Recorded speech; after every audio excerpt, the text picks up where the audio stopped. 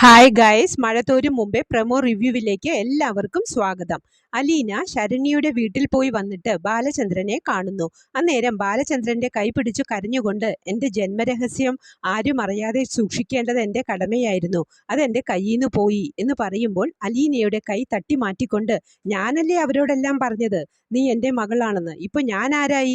നീയല്ലേ എന്നെ വേണ്ട, എനിക്ക് ഇങ്ങനെ ഒരു അച്ഛനില്ല, എൻ്റെ സ്നേഹം വേണ്ട എന്നൊക്കെ പറഞ്ഞത്. നീയല്ലേ എന്നെ ഉപേക്ഷിച്ചു പോകാൻ പോയത്.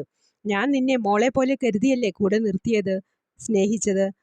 എന്നെ നീ തള്ളിപ്പറഞ്ഞു. ഇയാളെൻ്റെ അച്ഛനല്ല, ഇയാളെ എനിക്ക് ആവശ്യമില്ല എന്ന്.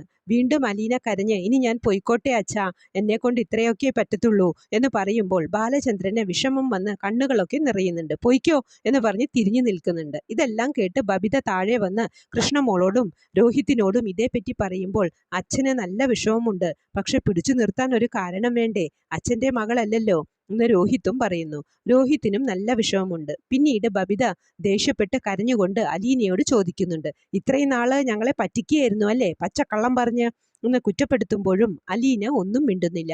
ഇത് കണ്ട കൃഷ്ണമോൾ, അലീന ചേച്ചി അച്ഛൻ്റെ മകളല്ല, പക്ഷെ നമ്മളെല്ലാം ഒരേ വയറ്റിൽ നിന്നാണ് വന്നത് എന്ന് പറയുന്നു. ഇത് കേട്ട ബബിത ഷോക്ക് അടിച്ചതുപോലെയായി. ഇനിയാണ് നമ്മൾ പ്രതീക്ഷിച്ച എപ്പിസോഡുകൾ വരാനിരിക്കുന്നത്. കാത്തിരുന്ന് തന്നെ കാണാം. ഇതൊക്കെയാണ് പ്രമോവായി കാണിച്ചത്. പ്രമോ ഇഷ്ടമായെങ്കിൽ ലൈക്ക് ചെയ്യാനും ഷെയർ ചെയ്യാനും സപ്പോർട്ട് ചെയ്യാനും സബ്സ്ക്രൈബ് ചെയ്യാനും മറക്കരുത്.